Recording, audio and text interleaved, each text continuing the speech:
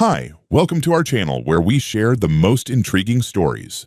When a burned-out federal auditor seeks peace in a remote Virginia home, he finds himself the target of a rogue HOA's obsessive crusade for control. But they picked the wrong man. What begins as harassment spirals into forged documents, lies, and all-out suburban war. When I left D.C., I promised myself two things. I'd never wear a suit unless someone was getting buried or married, and I'd never again deal with bureaucratic power trips. After 15 years as a federal auditor, sniffing out embezzlement under the clean carpets of government offices, I'd had enough. So I bought a place where I could breathe. 11 acres of forest-wrapped solitude in rural Virginia. A two-story colonial revival that had seen better centuries. A half-collapsing barn I planned to turn into an office, and a front porch that creaked like it was proud to still exist. The air was clean. The neighbors were distant, which I counted as a bonus. The real estate agent had said the same thing at least twice during closing. This parcel is not, I repeat, not under the jurisdiction of the Maple Bridge Preserve HOA. It was specifically excluded in a 2008 boundary case. That's why I bought it. That, and the fact that the nearest Starbucks was 15 minutes away. Bliss. For the first week, everything was perfect. I spent my mornings drinking coffee on the porch with a view of deer and fog. Evenings, I worked on restoring the fencing around the southern edge, just for visual integrity, not because I thought anyone would come wandering through the woods. But by day 8, things got weird. It started with a glossy envelope stuffed into my mailbox. No postage, no return address, just a silver HOA logo on the front, like it was a wedding invitation. Inside was a welcome letter from the Maple Bridge Preserve Homeowners Association. It congratulated me on my recent integration into the community and included a breakdown of monthly dues, $1,200.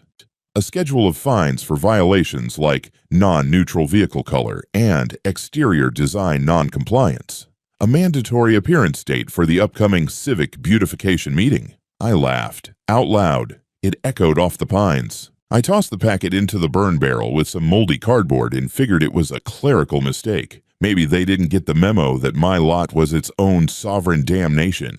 I made a mental note to follow up with the county just to shut it down officially. 2 days later, it got less funny. I was tightening the north fence post when I noticed a man with a clipboard and a camera on my driveway. Late 50s, HOA polo shirt, that look people get when they've memorized a policy manual and think it makes them dangerous. He was snapping photos of my truck, a blue 79th Ford that had survived 2 divorces and 1 electrical fire, and muttering about non-regulation finishes. I walked up, gloves on, hammer still in hand. "You lost?" He didn't even flinch. "Just documenting a few things. Your vehicle color's out of compliance. The board prefers muted community-conscious palettes." "Right," I said, smiling politely. "And I prefer strangers not trespassing on my land. See the fence? You're inside it. You're leaving now." He hesitated like he wasn't used to being told no, without a meeting and a motion. Then he walked off, slow, like he wanted me to feel the weight of his moral disappointment. The next morning, I found myself face to face with Karen. You know the type. 60-something, skin pulled tighter than a drum, pastel pantsuit that looked both expensive and haunted, and a voice like a turned-down NPR host. She knocked twice, sharp and deliberate. I opened the door, coffee in hand, and she smiled like we were old friends. "Good morning, Mr. Danton. Karen Drowell, president of the Maple Bridge Preserve Homeowners Association." I waited. She held out a stamped envelope. "Just following up on our welcome package. You may not have realized, but the board voted last quarter to annex bordering parcels, yours included."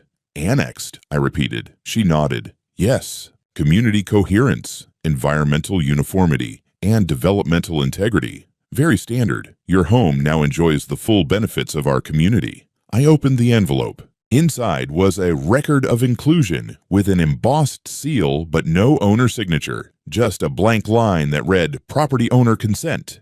NA, board authority invoked." "Karen," I said calmly, "this land was excluded from your HOA 15 years ago. I have the deed and the ruling."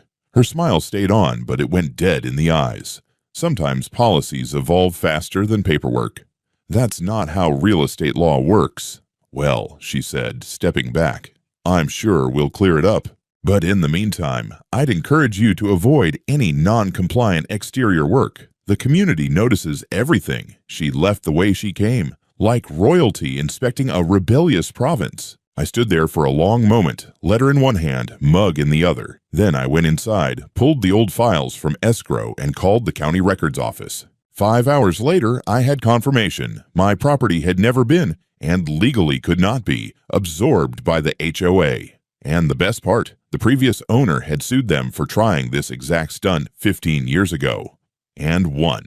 Their charter had been explicitly amended to exclude this lot. My lot. It wasn't just a mistake. It was a repeat attempt. A hostile one. This wasn't paperwork confusion. This was the beginning of a siege. The morning after I confirmed with the county that Maple Bridge Preserve had about as much authority over my land as I did over the moon, I decided to make things painfully, physically clear. I started rebuilding the perimeter fence. The old posts were crooked, some had rotted through, and the back stretch near the tree line looked like a drunk bear had used it for a back scratcher. It wasn't technically necessary, the property lines were already defined by survey stakes, but I figured a visible boundary would do two things. 1. Keep the wildlife where it belonged. 2. Keep the HOA wildlife where they belonged. I spent the better part of the day digging post holes, leveling beams, and arguing with a stubborn auger that kept trying to veer toward every buried rock in Virginia. Around mid-afternoon, I heard the crunch of gravel under tires. I looked up expecting the lumber delivery truck. Nope. A white SUV with Maple Bridge Preserve HOA, Community Integrity Patrol, stenciled on the door, rolled to a smug stop in my driveway. I watched 3 people climb out, all wearing matching khaki uniforms and looks that said their weekends were dedicated to ruining someone else's. They approached like they were serving a warrant. The leader, bald, sunburned, wearing sunglasses even though we were standing under shade, spoke first. "Afternoon, sir. We received notice of unapproved exterior modifications taking place at this residence." I leaned on my shovel. "This residence is not part of your HOA. You're trespassing." "We have documentation," he said, patting a binder like it was a holy scripture. "Your property was annexed by board authority." "And I have county records," I replied, saying that's a fairy tale. He didn't like that. His mouth twitched. He glanced back at the SUV, where someone was already snapping photos of my fence and, for some reason, my face. "Sir," he said, adopting the tone of a dentist about to deliver news about root canals, "until this is resolved, you're still required to comply with community standards. I'm not required to comply with anything you people print on decorative letterhead. Now leave. We need to assess the structure. You can assess your ass right back into that SUV." The woman with him gasped like I'd slapped her with the Constitution. The bald one squared his shoulders, clearly not used to resistance from a single homeowner with a shovel. "We're documenting a violation of—" I didn't let him finish. I called the county sheriff's non-emergency line and reported trespassers claiming false authority. The deputy on the other end sighed like it was the 3rd such call that week. He said someone would stop by. That should have been the end of it. But Karen wasn't done. The next day, I was in the southern field repairing the wire fencing when I heard shouting at the front of the property. I walked up the hill and saw 2 of the HOA rangers corralling my hired contractors like cattle dogs, waving papers in their faces. The workers looked confused and more than a little scared. The HOA people were barking threats about unauthorized construction and massive fines. Before I could even holler, Karen herself strutted out from behind a hedge like she'd been waiting. For her cue, pastel pantsuit again, this one the color of dying lavender. She pointed at my workers and yelled, "Stop all work. This is a violation of community code." I climbed the last few feet up the rise and said, "Karen, I told you yesterday. This isn't your jurisdiction." She turned, eyes bright with the kind of zeal you usually see in people who get banned from Facebook for medical misinformation. "Mr. Danton, you were warned. You cannot simply ignore the democratic decisions of this community." "I'm not in your community." "You are within its spirit," she snapped. I laughed. A short, sharp, completely involuntary laugh that made her nostrils flare. Then she did something I did not expect. She pulled out her phone, dialed 911, and started screaming. Actually screaming way that an armed man is threatening HOA officials and destroying community property.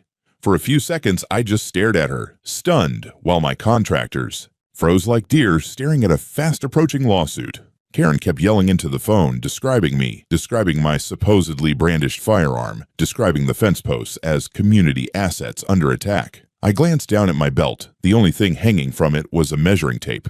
But that didn't matter. A false emergency call is still an emergency call. 2 sheriff's cruisers tore up my driveway within minutes, lights flashing, deputies jumping out with hands near their holsters. My workers immediately threw their hands up like they were auditioning for a hostage scene. The HOA patrol suddenly looked very interested in the clouds. I stepped forward slowly, palms open. Officers, I want to state clearly, I am unarmed. This is my property. These people have... Keep your hands visible, one deputy ordered. Not aggressive, just standard procedure. I complied, recounting the situation with a clarity I'd perfected during 15 years of federal audits. Calm, precise, and absolutely done with everyone's shit. The deputies checked my identification, checked my permit, and checked my truck. No weapon, no threat, no destroyed community property, unless you count the HOA's dignity lying in fragments on the ground. What exactly is going on here? The deputy asked Karen. She launched into a dramatic retelling that would have made a telenovela jealous. Wild hand gestures, trembling voice, the whole performance. The deputies listened in stony silence. When she finally finished, one of them said, "Ma'am, everything you just described is either disproven or outside your authority. This land is not part of your HOA." Karen's mouth opened and closed like a fish encountering an unexpected philosophical dilemma. Furthermore, the deputy added, "A false emergency report is a crime. We'll be filing a report." Karen's face froze in a rictus of disbelief. The deputies told my workers they were clear to continue and told the HOA patrol to vacate the property. One of them muttered something about paper tyrants as they got back into their SUV. When everyone was gone, I stood alone in the yard for a moment, letting the quiet sink in. Birds chirped. The wind rustled the pines. Then I said to myself, "Okay, so that's how they want to play this."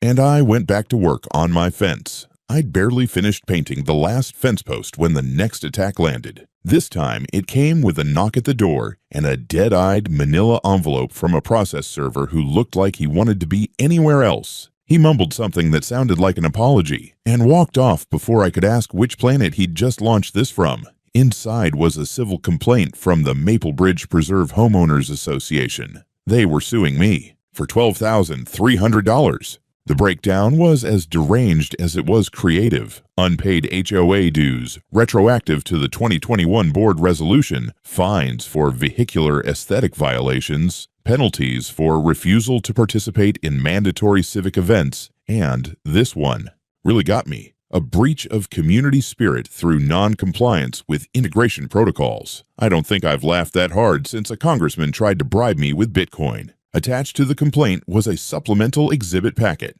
Exhibit A, a color-coded map showing my parcel, now mysteriously labeled Lot 171A, outlined in red like some kind of threat. A note beside it read, "Incorporated by Resolution MBP." Exhibit B, a one-page document titled Consent to HOA Inclusion, allegedly signed by me. Except it wasn't. Not in any legal sense. The signature looked like someone had studied my name on a mailbox and traced it after 3 drinks. There were no witnesses, no date stamp, and no reference to the actual property deed. It might as well have been signed Mickey Mouse. But they filed it, in court, as evidence. I didn't panic. I worked in federal litigation long enough to know the smell of desperation covered in legalese. But I also knew better than to assume a court would magically see through bullshit without help. So I shifted gears. No more casual brush-offs or polite rebuttals. It was time for a response measured in paperwork and precision.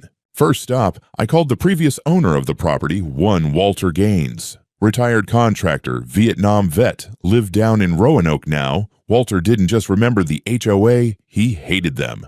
"Those vultures tried the same crap on me back in '08, he grunted over the phone. Took them to court and pinned their smug little charter to the damn wall. Judge ruled they couldn't so much as wave at this lot without my consent.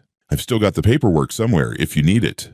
I told him I needed it yesterday. Next, I hired a document examiner, a forensic expert who'd once worked for the IRS and looked like she could spot a forged signature from the moon. I overnighted her the supposed consent form, and she got back to me in 2 days with a formal report. "It's fraudulent," she said bluntly. Cut and paste header, ink inconsistencies, forged signature with hesitation marks and 2 trace overlays. Amateurs.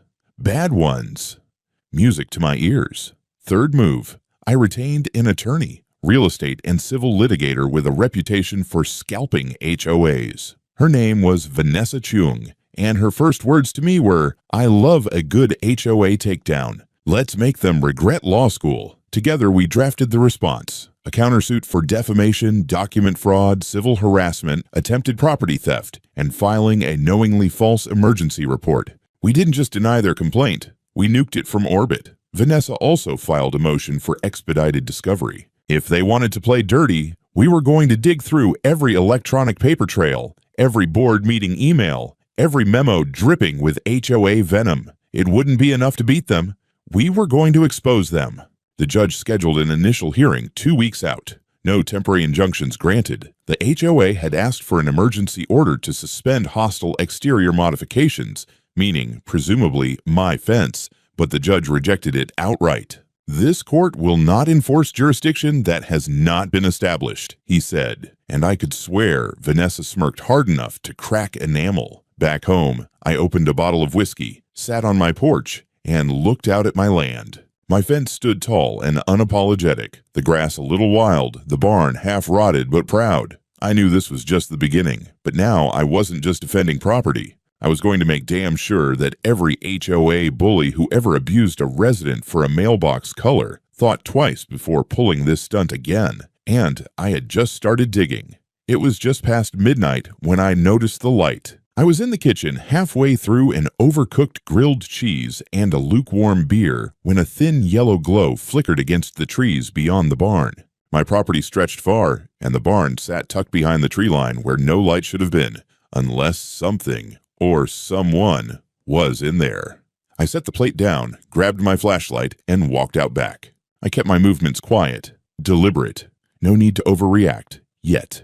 My sidearm stayed in the lockbox inside. I'd already learned that the second you introduce a gun into any story involving an HOA, you're suddenly a headline waiting to happen. As I approached the barn, I heard soft footsteps and the rustle of something plastic, a tarp, or maybe a trash bag. I opened the door with one hand and aimed the flashlight with the other. The beam caught a man in his 30s crouched by the far wall, holding what looked like a GoPro. "Don't move," I said, loud enough to carry. "Hands up." He blinked, dropped the camera, and bolted past me, but not before I caught a good look at his HOA windbreaker, emblazoned on the back in bold serif. Neighborhood Standards Team. I didn't chase him.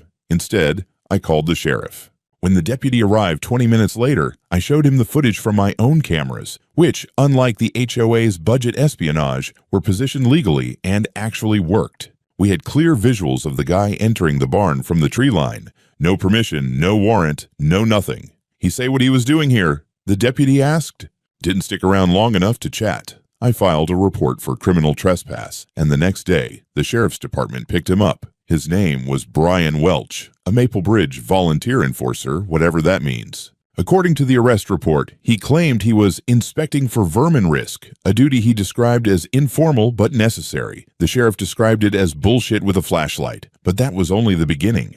Within 48 hours of Welch's arrest, a video started circulating online. It showed me yelling into the darkness, voice raised, flashlight shaking, and, according to the narrator, threatening unarmed community volunteers with a firearm, except I never pulled a gun, never even had one on me. The video was dark, grainy, but it had been edited. My voice had been clipped mid-sentence, and a sound effect, a suspicious click, like a weapon chambering a round, had been inserted. The whole thing was spliced together to look like I was unstable, aggressive, maybe even dangerous. The video came from a new HOA account on a neighborhood app called Community Hub. The caption read, "This is the man rejecting our peaceful efforts to keep Maple Bridge safe. Is this who you want next door to your children?" The comments were predictably rabid. Half the people were calling for police intervention. The other half wanted to form a safety committee. One charming neighbor suggested I be placed on a watch list. I'd dealt with frauds, bureaucrats, and thieves, but this was something else. This was character assassination by PowerPoint. Luckily, I still had the originals. My cameras, motion activated, infrared, and crystal clear, told the real story. No gun, no threats, no madness. Just one man protecting his damn barn from HOA-sponsored burglars. I called Vanessa, my attorney, and she whistled through her teeth when I sent her the links. They're getting desperate, she said, and sloppy. Isn't this defamation? I asked. Oh, honey, she said. This is a lawsuit wearing a trench coat full of other lawsuits. We filed an emergency cease and desist, a digital takedown notice under the DMCA, and a motion to include this stunt in the countersuit. Vanessa was building the case like a Jenga tower made of TNT. Then things escalated again. That Friday night, I saw movement on my rear cameras, 2 figures sneaking along the fence line near the woods, teenagers, maybe 16 or 17, dressed in dark hoodies, carrying flashlights. One of them had what looked like a metal pipe. They crawled under the edge of the newly built southern fence. I didn't grab a gun. I grabbed the phone. I called the sheriff and said calmly, "There are 2 unknown individuals trespassing on my land, possibly armed." This time, 3 cruisers arrived. The teens were caught near the tool shed, trying to pry open the lock. When questioned, one of them broke quickly. "We thought it was like a prank," he mumbled. "We got a note, said to test the response level. Said if he flips, call 911. "Who gave you the note?" the deputy asked. The kid hesitated, then said, "Karen, something. HOA lady. She said it was part of a security check." They arrested both of them for attempted burglary and trespassing. I sent Vanessa the entire incident report before the ink dried. The next morning, someone tried to log into my email. I got the alert at 5:47 a.m. Unusual sign-in attempt detected. IP address traced to Fairfax. VPN, sure, but sloppy. The only email they'd had access to? The one tied to my court correspondence. I changed my password, enabled hardware 2FA, and forwarded the activity log to Vanessa. She called me an hour later. "They're hacking you now. Apparently, community integrity means cybercrime. We were past neighborhood drama now. This wasn't just about a fence or dues. This was a coordinated, malicious campaign to ruin my name, steal my property, and bury me in enough fear to make me fold. But I had no intention of folding. They'd lit a fire. I was going to let it burn them down." I was in the middle of drafting a reply to Vanessa when I noticed something strange. My inbox was missing a few threads, the kind of emails I knew had been there. One was from the county clerk confirming the upcoming court date. Another was from Vanessa's office with attached affidavits for our countersuit. All gone. At first, I thought I'd misplaced them, maybe archived by mistake. But after checking every folder and spam trap I had, it became clear.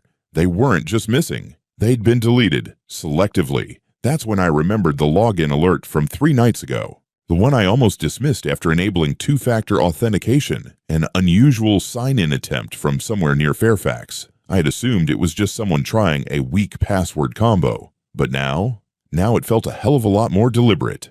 I called Vanessa. "They're in my email," I told her. "How do you know?"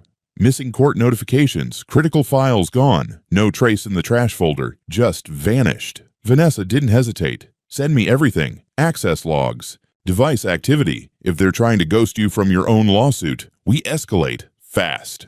Then I called a friend of mine from my federal audit days. Tech guy named Darren, who now worked freelance cyber forensics. Brilliant, cynical, addicted to Red Bull and revenge. I told him what happened. He showed up the same evening with a beat-up ThinkPad, 3 USB sticks, and the kind of focus that usually comes right before a congressional hearing. Within an hour, Darren confirmed my paranoia. Someone had logged into my Gmail account using a browser in stealth mode, scraped recent legal threads, and deleted specific messages. Not a full wipe, just enough to cause confusion. Worse, they had tried, and failed, to forward some of the threads to an external address, a private relay tied to a domain called maplebridgedocs.com.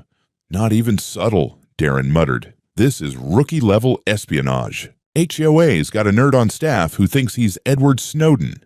You can trace it." Already did. The IP linked back to a residential subnet in Alexandria, the same area where, coincidentally, the Maple Bridge Preserve HOA had their administrative annex. We pulled up cached DNS logs, packet timestamps, and browser agent strings. It was a full-blown hack attempt dressed up like a forgotten login. Darren compiled the data into a neat report. 90 pages, signed, time-stamped, and formatted for the Cybercrimes Unit. Vanessa nearly cackled when I sent it. "We're filing this under attempted obstruction of justice and digital interference," she said. "And we're forwarding it to the Virginia State Bar and the Office of the Inspector General. Think they'll take it seriously?" "Kid," she said, "they tried to digitally erase your access to court. That's not HOA antics anymore. That's federal territory." Meanwhile, HOA was doubling down in public. Their official Community Integrity Bulletin, a thinly veiled smear newsletter they circulated like propaganda flyers, published a blurb about legal delays and non-participating residents attempting to weaponize the judicial system.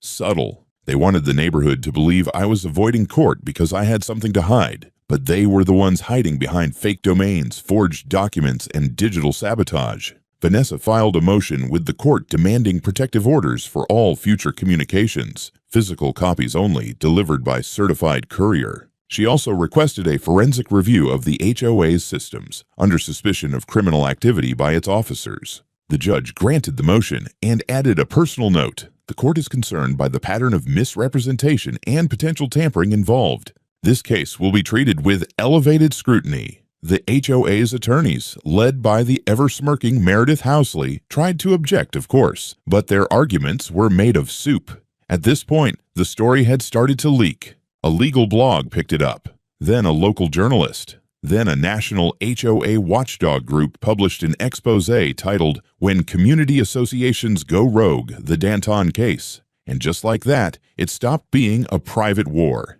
It became a public one. I wasn't just defending my property anymore. I was standing between a corrupted system and every quiet homeowner it had steamrolled into silence. The false calls, the doctored videos, the fake annexation, the hacking. It wasn't just harassment. It was a campaign, and I was going to dismantle it, bite by bite, brick by brick. I wore a plain black suit to court, no tie, just enough to say I respected the venue, not the circus that brought me here.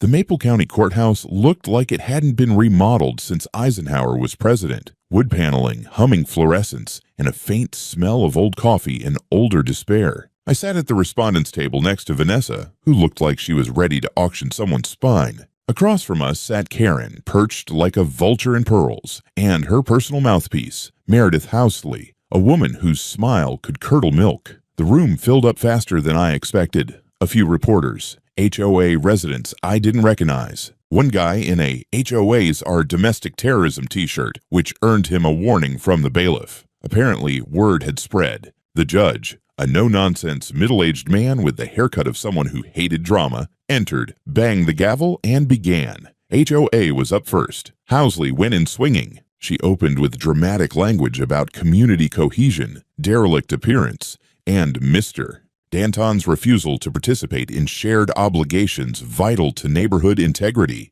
She presented the infamous consent to HOA inclusion form, the same one with the forged signature and fabricated resolution, like it was the Magna Carta.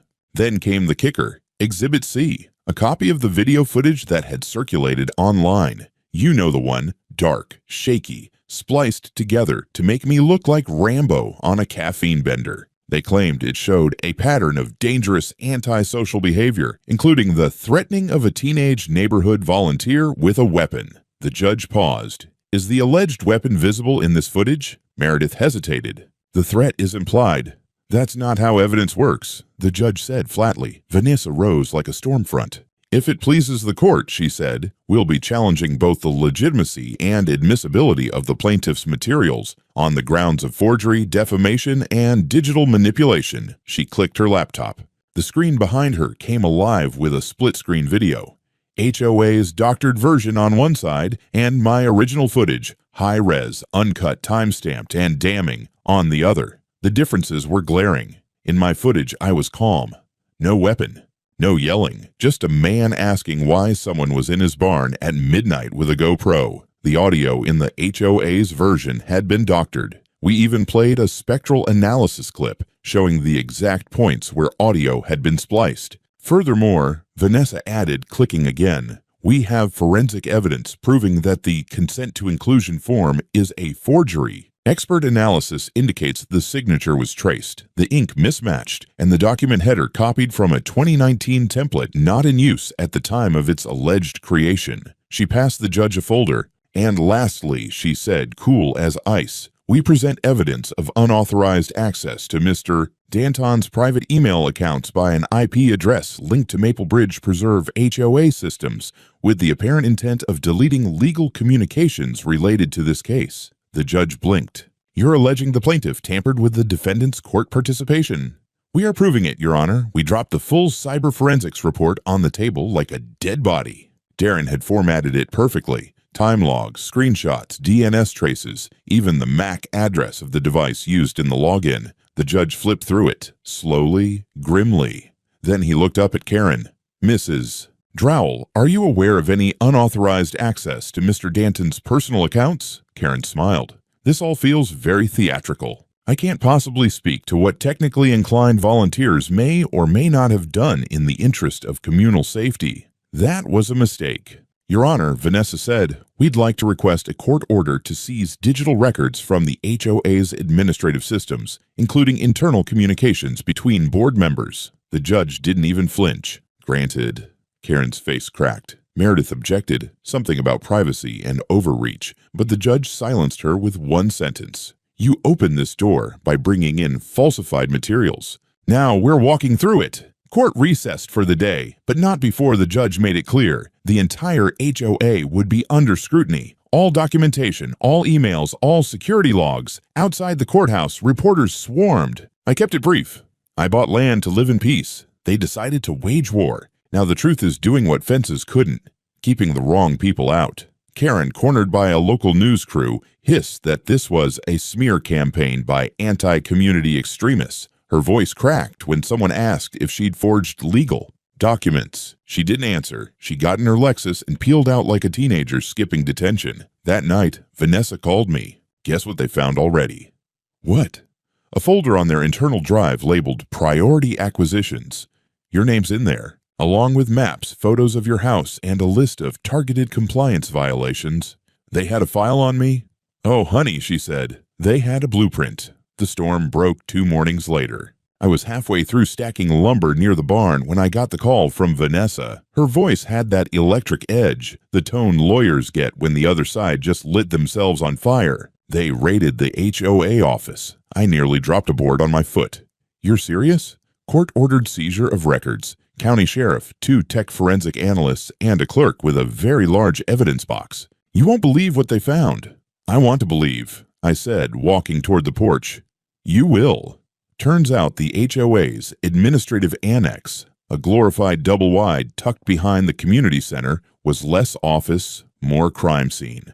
The investigators found a spreadsheet titled Target Parcel Integration Plan with 14 properties, all outside the HOA's jurisdiction, each marked with notes like soft pressure, legal route, or in my case, squeeze out by winter. Copies of multiple consent to HOA inclusion forms, all forged. Some missing signatures, others signed on behalf of owners who had no idea they were members. A folder labeled Compliance Interventions. Photos of my house, license plates, overhead drone shots, even a candid photo of me on the porch with a note, non-compliant. Watch pattern, press harder. Printed emails between Karen and her board discussing adjusting internal documentation retroactively and tightening legal pressure until surrender. A PDF of HOA branded flyers, never distributed, titled Why Your Neighbor. Might be a danger to the community. My name was in bold. I sat down on the porch swing and exhaled slowly.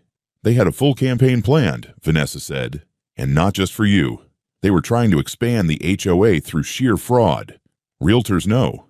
Not yet, but they will. I already sent a copy to the County Real Estate Ethics Board. By noon, the news had broken. Local affiliates ran segments like Power-Hungry HOA caught forging ownership claims and Whistleblower exposes Suburban tyranny. My phone exploded. Friends from my DC days, old audit partners, even my brother in Montana, all of them messaged some version of holy shit, man, and then came the fallout. Brian Welch, the guy caught breaking into my barn, was arrested again, this time for obstruction and conspiracy. He cracked within an hour, claimed Karen pressured him into surveillance work. That she said it was legally gray, but morally necessary. His full statement read like a cult confession. Other board members started distancing themselves fast. One resigned. Another told the press she was unaware of the extent of operations. 2 more went silent, lawyers now speaking for them. But Karen doubled down.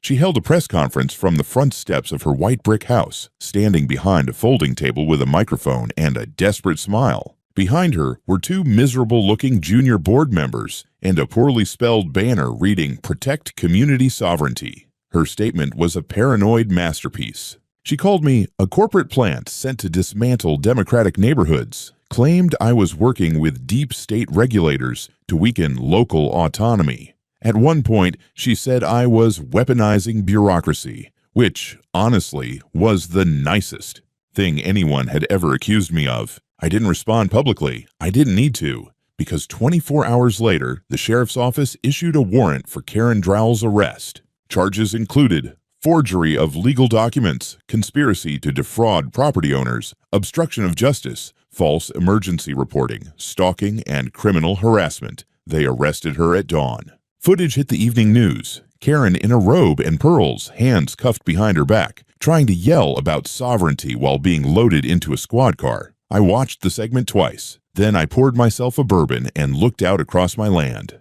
Quiet. Whole. Mine. The final court session had all the trappings of a season finale. Packed gallery, press row, whispered bets about sentencing. Karen sat at the defense table in a beige pantsuit that probably cost more than most used cars, looking like she still believed this was all just a misunderstanding, that someone somewhere would bail her out with a golf clap and a community service coupon. Beside her sat Meredith Housley, pale and silent. Her law license had already been suspended pending review, and rumor was the state bar had started preparing the paperwork for disbarment. The judge didn't waste time. He went point by point. Forged documents, coordinated harassment, falsified video materials, fraudulent inclusion notices, hacking into personal accounts, abuse of police emergency systems. He used words like malicious, orchestrated, and, my personal favorite, systematic suburban racketeering. Karen's face barely moved. Until sentencing, 14 years, 4 years for fraud, 3 for document tampering, 2 for criminal harassment, 1 for digital trespass, 2 for conspiracy, and 2 more tacked on for making a false emergency report with intent to manipulate court proceedings. Meredith got 8. No parole for either. When the judge read the last count, Karen didn't even flinch. But when he ordered the complete dissolution of the Maplebridge Preserve HOA, her jaw finally dropped. The board would be stripped of all authority, funds seized and redistributed to victims via civil restitution, and all properties previously annexed illegally would have their records corrected. It was done. The empire of Xeroxed tyranny was dead. Outside, the courthouse steps turned into a media blitz. HOA horror stories from other neighborhoods started surfacing like cockroaches under a flipped mattress. News vans parked along the county road. A producer from a major network asked if I'd be willing to do a long-form docuseries. I declined. I had other plans. 2 months later, I officially launched HOA Watchdogs, a nonprofit platform for homeowners targeted by rogue HOAs. We published guides, connected people with pro bono legal support, and publicly archived the most egregious abuses, complete with redacted documents and satirical breakdowns written by yours truly. The first case we helped win? A single mother in Arizona whose HOA tried to fine her for installing solar panels. The second? A retiree in Oregon threatened with foreclosure over a non-compliant mailbox post. People were hungry for justice. They just needed someone to light the path. As for my land, it finally settled into peace. No more HOA patrols, no more cameras in the bushes, no more pastel tyrants with forms in triplicate. One Saturday morning, I poured myself a coffee, grabbed a ladder, and bolted a new sign onto the gate at the top of the gravel drive. Simple, honest, unapologetic. Private property. Show a free zone. We don't bow to paper tyrants. A few cars slowed down to read it. One guy honked. I nodded, sipped my coffee, and watched the sun crawl across 11 untouched acres. They tried to annex me with paperwork and paranoia. They forgot who they were dealing with.